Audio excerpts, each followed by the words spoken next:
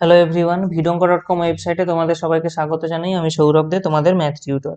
এখানে যে কোশ্চেনটা দেওয়া আছে দেখো, এক্স বার দেওয়া আছে 20, তা ওয়াই বার নির্ণয় করতে বলা হচ্ছে এবং ওয়াই এর সঙ্গে এক্স এর সম্পর্ক দেওয়া আছে।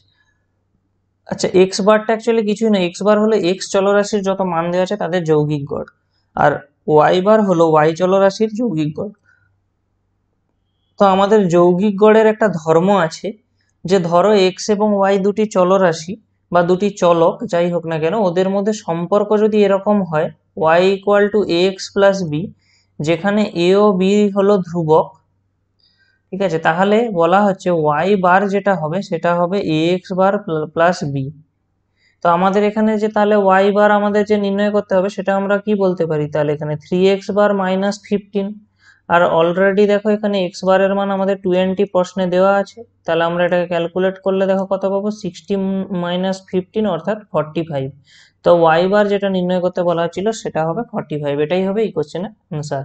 ভিডঙ্ক.কম ওয়েবসাইটে ম্যাথটি দেখার জন্য তোমাদেরকে অসংখ্য ধন্যবাদ জানাই। এরকমই নানা প্রশ্ন ও তাদের সমাধানের জন্য আমাদের ওয়েবসাইটটি ভিজিট করো।